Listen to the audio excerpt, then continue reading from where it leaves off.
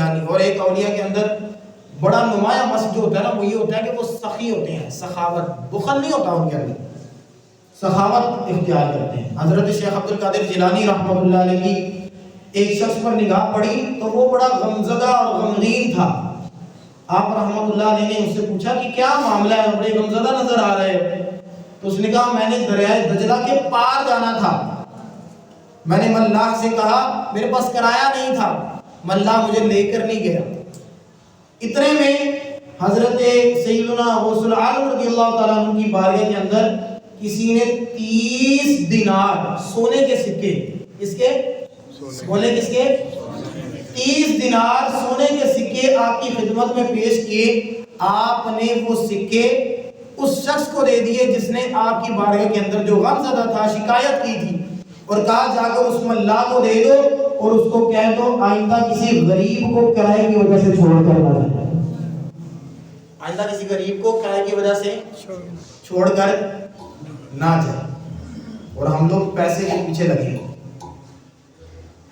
کوئی شخص لے کر جاتا ہے دنیا سے، کسی کے پاس گاڑی ہو، لینڈ کروزر ہو اور بڑا سا بنگلہ ہو، جب وہ مر جائے تو اس کی ورثہ ہی کہتے ہو یار یہ لینڈ کروزر بھی اس کی قبر کے ساتھ ہی دفن کر دو اندر، یہ بڑا سا بنگلہ بھی قبر کے ساتھ ہی، مطلب قبر کے اندر ہی بڑا سا بنگلہ بھی ڈال دو، قبر کے اندر بڑا سا بنگلہ بھی ڈال دو۔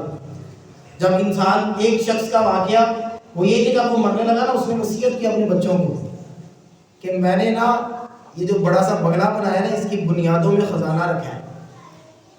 وہ مر گیا، مرنے کے بعد بچے نے پیسے کی دھن ہے نا، پیسے کی دھن ہے، بچوں نے کیا کیا، سوچا سمجھا کچھ نہیں، کچھ سوچا سمجھا نہیں، وہ باپ کو صبح سے لے کر شام تک اپنے بچوں کے لیے رات دن ایک کر دیتا ہے، بچے اسی باپ کے سامنے کھڑے ہو جاتے ہیں، اسی باپ کو آنکھیں دکھاتے ہیں، اسی باپ کے کہے نہیں مانتے۔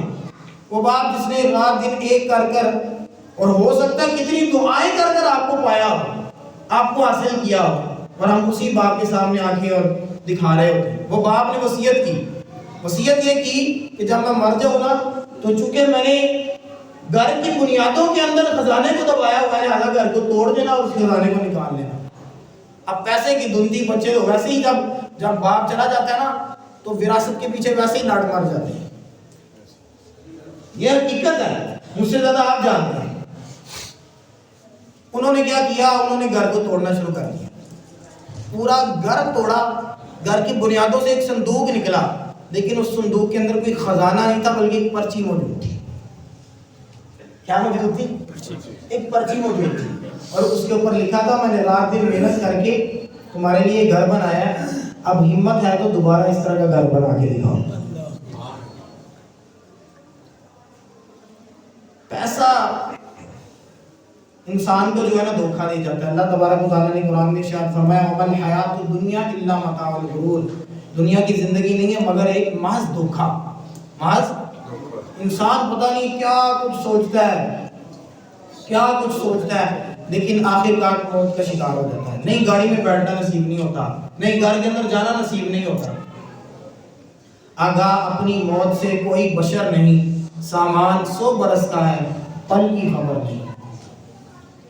تو دنیا میں رہنا نا، ہمیں دنیا میں رہنا ہے تو جتنا دنیا میں رہنا اتنا دنیا کے لیے کرنا ہے، اور جتنا آخرت میں رہنا اتنا آخرت کے لیے کرنا ہے۔ آج یہ اولیاء کرام کی باتیں جو ہم نے سنی ہے نا، اس سے ہمیں یہ سبق لے کے جانا ہے، ہم نے اپنے اندر خوف خدا بھی پیدا کرنا ہے، عشق مصطفیٰ بھی پیدا کرنا ہے، اللہ اور اس کے رسول کے احکامات پر عمل کا جذبہ بھی پیدا کرنا ہے۔ سخاوت ہمارے اندر ہونی چاہیے، یہ ایسی صفت ہے جس کے اندر ہوتی ہے اسے دنیا والوں کا، اللہ والوں کا، سب کا محبوب بنا دیتی ہے۔ سخاوت ایسی صفت ہے۔